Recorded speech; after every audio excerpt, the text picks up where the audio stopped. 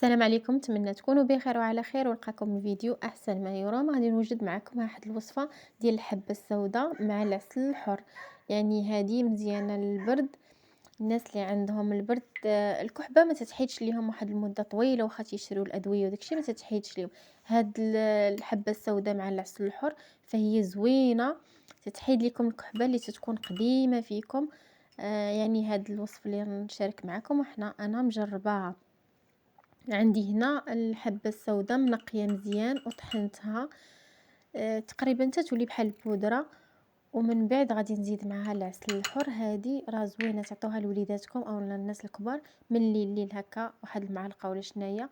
فهي زوينه الكحبه او البرد اللي ما تبقى مده طويله وهو شاد فيكم، ما تتحيدش يعني بالادويه. فهاد الوصفه فهي زوينه ومجربه.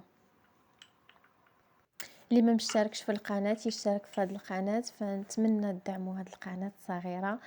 واللي مريض الله يشافيه، ونتمنى تجربوا هذه الوصفة، فهي اكيد 100% راها زعما زوينة وسهلة. يعني بالنسبة اللي ما عندوش كاع العسل الحر يقدر يدير العسل العادي. المهم ديك الحبة السوداء اولا السانوج فهي زعما منافع ديالها راه كثيرة بلا من راه كل واحد عارف المنافع ديال الحبة السوداء.